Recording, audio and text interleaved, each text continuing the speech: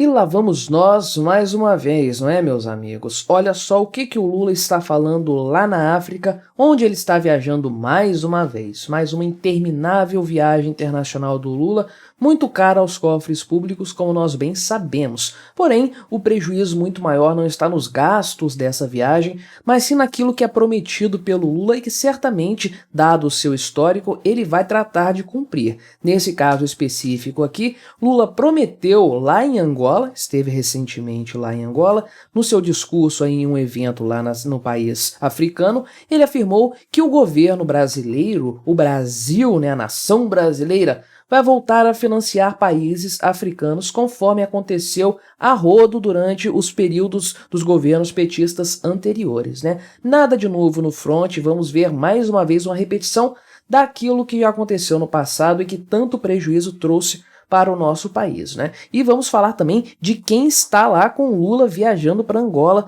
partes muito interessadas nessa história, mas já vamos chegar nesse ponto. Antes disso, não se esqueça, deixe o seu like e o seu comentário aqui neste vídeo, se inscreva no meu canal se você ainda não for inscrito, se você quiser se tornar membro patrocinador do meu trabalho, clique no botão Seja Membro aí embaixo, com valores a partir de R$ 1,99 por mês, não vai te fazer falta, mas vai me ajudar bastante, pode ter certeza disso, né? Então, no passado, o Lula já fez muito isso, financiou países aí latino-americanos, países africanos também, com base naquela sua tentativa muito conhecida de estabelecer laços nada republicanos, nada democráticos, com países que têm grandes problemas aí com ditaduras, com cerceamento de liberdades, violação de direitos humanos, e tudo mais, né? Então o caso angolano foi muito emblemático no passado porque envolveu inclusive coisas relacionadas à Operação Lava Jato. Sim, a Operação Lava Jato teve desdobramentos inclusive fora do Brasil,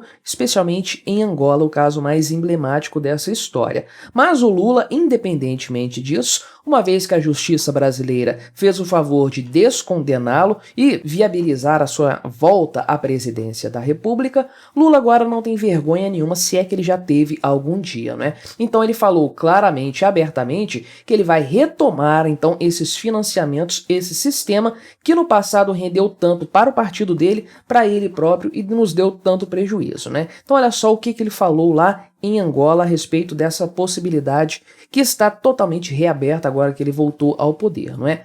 Angola sempre foi um país que nos deu certeza de que a cada dólar investido aqui seria ressarcido e assim o fez, porque esse país não é o resultado de um traçado de régua, esse país é resultado de uma luta quase que sangrenta, não só para conquistar a independência, mas também para construir o país. E aí Lula fez questão de frisar o seu carinho especial pela África, né? Claro, imagina o tipo de carinho que ele tem.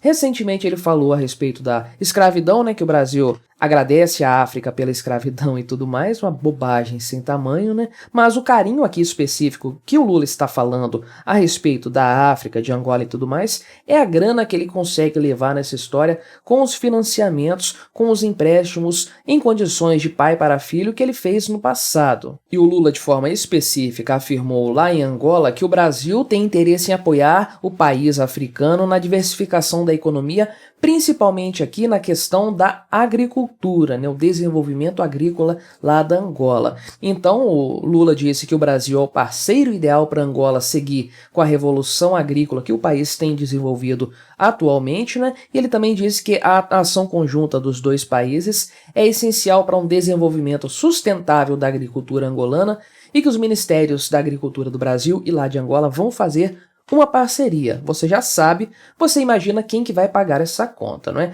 Mas sim, no passado, conforme demonstrou, conforme tornou claro aí a Operação Lava Jato, houve sim casos muito sérios de corrupção envolvendo o Brasil e Angola durante os governos petistas, não é? Então olha só, aqui de acordo com as investigações da Operação Lava Jato, a construtora, adivinhe quem, né? Adivinhe qual construtora? A Odebrecht pagava propina a políticos em Angola para ser beneficiada em acordos e decisões governamentais no país, nada muito diferente do que essa empreiteira fazia aqui no Brasil nos seus tempos áureos, né?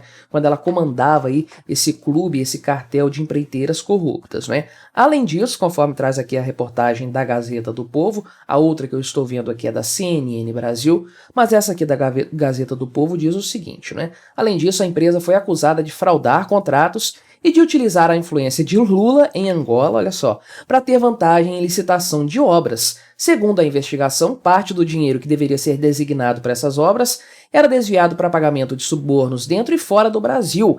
Então o Brasil fazia aquele lobby danado aqui, usando inclusive o BNDES, coisa que foi muito recorrente durante os governos Lula e Dilma, na América Latina e na África também. Então, o Brasil exportava bens e serviços por meio do BNDES para esses países. Por exemplo, Angola recebeu aí 3 bilhões de dólares via esse mecanismo corrupto do PT. E aí, com base na influência do Lula, aquele papo mole dele junto aos governantes da Angola, conforme as torneiras do BNDES eram abertas com abundância para irrigar os cofres públicos lá do país africano, os governantes de Angola abriam as portas para que as empreiteiras amigas do PT fossem para lá fazer os seus negócios. Cara, isso é uma coisa escandalosa, absurda e totalmente escancarada. Isso aconteceu muito no passado, principalmente, claro, envolvendo aí a Odebrecht, do Marcelo Odebrecht, que você se lembra muito bem, foi preso e tudo mais, né?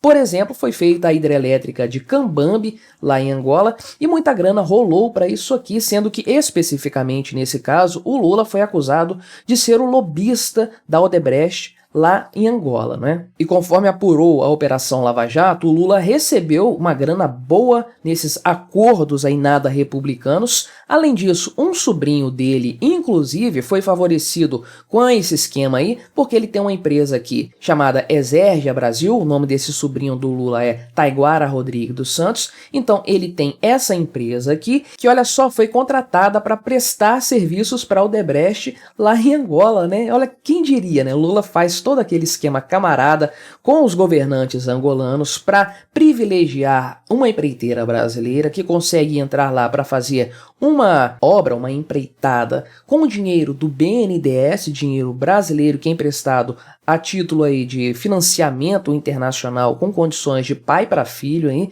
e depois ela ainda direciona uma parte desse dinheiro para o próprio Lula ou então para pessoas chegadas próximas dele, um esquema que ficou funcionando durante muito tempo, né? Mas isso é um escândalo do passado, né? Quer dizer que vai acontecer de novo?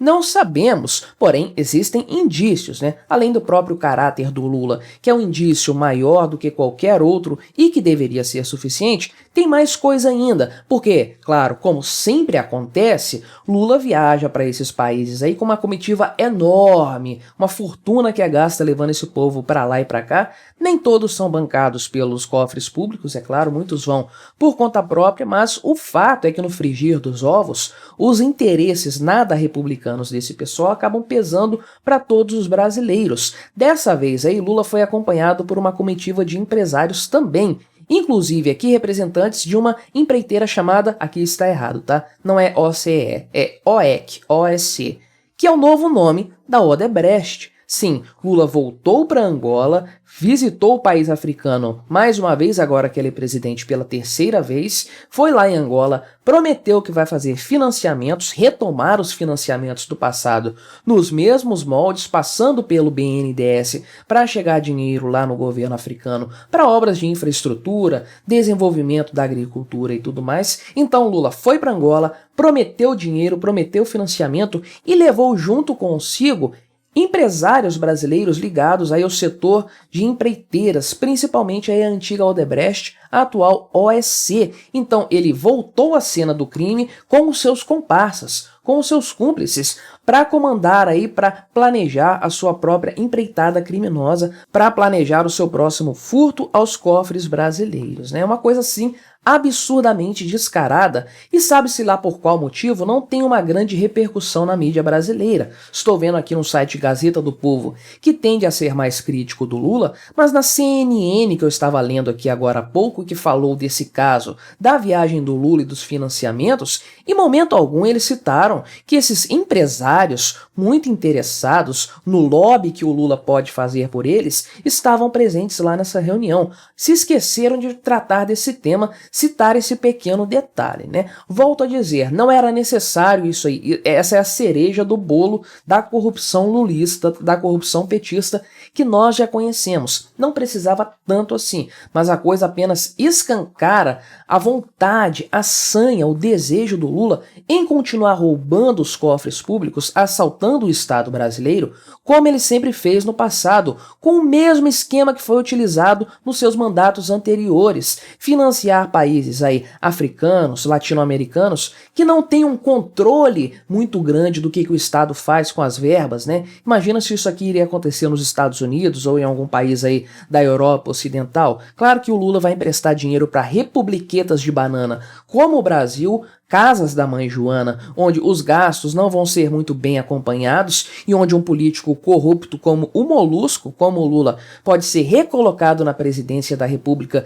mesmo depois de tudo que ele fez. Então o Lula vai emprestar dinheiro para essa gente corrupta igual ele, esses bandidos, esses caudilhos latino-americanos, esses ditadores angolanos aí, vai emprestar dinheiro para que obras públicas que vão ter alguma serventia ou não é muito questionável e vai fazer lobby para que as empreiteiras brasileiras sejam contratadas para girar esse esquema novamente, porque ele precisa de dinheiro, seus filhos precisam de dinheiro, seus sobrinhos também precisam, seu partido precisa de muita grana e a máquina da corrupção tem que girar novamente, não é? É uma coisa escandalosa, mas a gente conhece o presidente da República do Brasil, a gente sabe quem que é esse animal, quem que é esse corrupto que nos governa, né? Como esperar algo diferente do Molusco, sabendo da sua índole e conhecendo o seu passado? Mas o que você achou dessa história? Colabore com o nosso debate, se inscreva no meu canal se você ainda não for inscrito e até a próxima.